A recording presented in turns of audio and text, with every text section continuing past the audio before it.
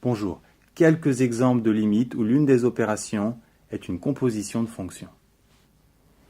Ici, on cherche la limite de cette expression quand x tend vers plus l'infini. On va d'abord regarder ce qui se passe. Quand x tend vers l'infini, le bas tend vers l'infini. Puis 2 divisé par quelque chose qui tend vers l'infini tend vers 0. Puis la racine d'une expression qui devient de plus en plus petite va tendre également vers 0. Pas de souci, on peut donc rédiger.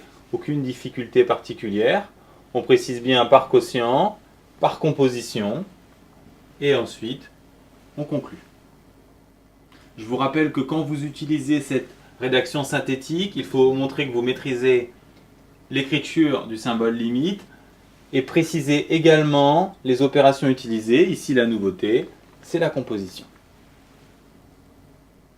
Ici, quand x tend vers plus l'infini, x carré tend vers plus l'infini, moins 3x tend vers moins l'infini, on a affaire à une forme indéterminée. Donc, avant de s'intéresser à la racine, il faut lever cette forme indéterminée.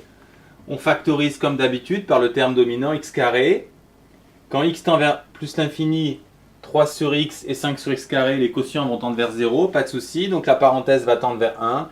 Et par produit, en multipliant par x carré, on va obtenir plus l'infini, pas de souci. Il ne nous reste plus qu'à rédiger. Quand x tend vers l'infini, 3 sur x et 5 sur x carré tendent vers 0 par quotient.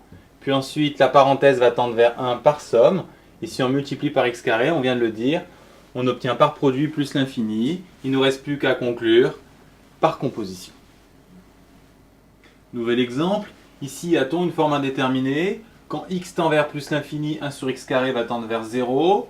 1 sur x carré plus 1, la parenthèse va tendre vers 1.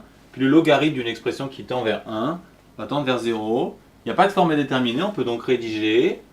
Pas de difficulté dans la rédaction, on précise bien par quotient, par somme et par composition les opérations utilisées, puis on conclut. Même chose ici, que se passe-t-il quand x tend vers 0? A-t-on une forme indéterminée? 1 sur x carré tend vers plus l'infini. Si on rajoute 1, ça ne change rien, plus l'infini. Et le logarithme d'une expression qui tend vers plus l'infini, tend vers plus l'infini. Pas de forme indéterminée, il ne nous reste plus qu'à rédiger. Donc quand x tend vers 0, on l'a dit, 1 sur x carré tend vers plus l'infini. Pas de problème par somme, puis par composition, car la limite d'un logarithme en plus l'infini, c'est plus l'infini. Et il ne nous reste plus qu'à conclure. Ici, a-t-on une forme indéterminée? Quand x tend vers plus l'infini, 1 sur x tend vers 0. Et le cosinus de quelque chose qui se rapproche de 0, ça va valoir cos de 0, donc 1. Pas de problème, pas de forme indéterminée, donc on rédige. Quand x tend vers l'infini, 1 sur x tend vers 0, par quotient. Le cosinus de 0 vaut 1, donc par composition, on aura 1. Il ne nous reste plus qu'à conclure.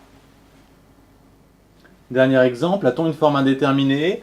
Quand x tend vers 0 par valeur supérieure, 1 sur x tend vers plus l'infini, et le cosinus n'a pas de limite en plus l'infini, donc on n'a pas une forme indéterminée, c'est pire, il n'y a pas de limite du tout, la limite n'existe pas. Pour rédiger, c'est simple, on commence comme si ça se passait bien, et on précise qu'il y a un problème, car le cosinus n'a pas de limite en plus l'infini, donc la limite n'existe pas.